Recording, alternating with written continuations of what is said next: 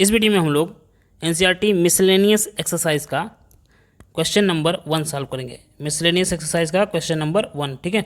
तो देखिए question number 1 क्या है, चलिए इसको सॉल्व कर लेते हैं हम लोग। क्वेश्चन है if A and B are symmetric matrices, A और बी कैसे मैट्रिक्स हैं, symmetric matrix, then prove that A B minus B A is skew symmetric matrix. ठीक है, हमको कंडीशन गिवन है कि ए और बी कैसे मैट्रिक्स हैं, symmetric matrix.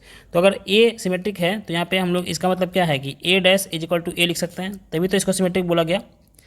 A dash is equal to क्या, ए, और दिया हुआ है कि बी भी क्या है, सिमेट्रिक है, तो हम यहाँ चाहें तो B dash is equal to B भी लिख सकते हैं। तो ये हो गया हमारा कितना, B dash is equal to B. Clear. अब हम लोग क्या करते हैं, हमको प्रूव करना है ए बी माइनस बी ए को ना, तो यहाँ पे ए बी माइनस बी ए का ट्रांसपोज निकालते हैं, ए बी माइनस बी ए का होल ट्रांसपोज। अब यहाँ पे हम लोग ट्रांसपोज की प्रॉपर्टी का यूज़ करेंगे। ठीक है, तो क्या प्रॉपर्टी हो जाता था, यहाँ पे ध्यान से देखिए, हम एक बात बता दे रहे हैं, ए प्लस बी का अगर होल डैश है तो इसकी प्रॉपर्टी होती थी कि ए डैश प्लस बी डैश। अब इसी प्रॉपर्टी का यूज करके हम लोग यहाँ पे इस क्वेश्चन को सॉल्व करेंगे।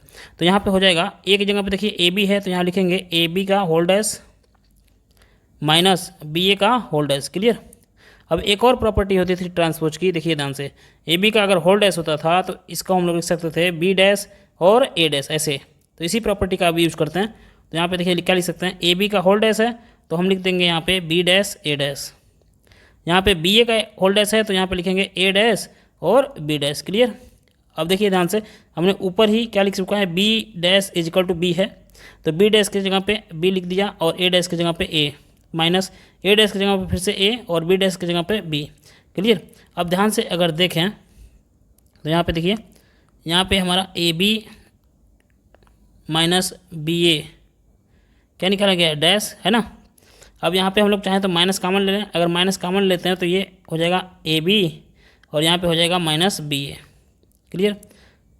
अब यहाँ पे लिख देते हैं ए बी माइनस बी ए का होल डैश।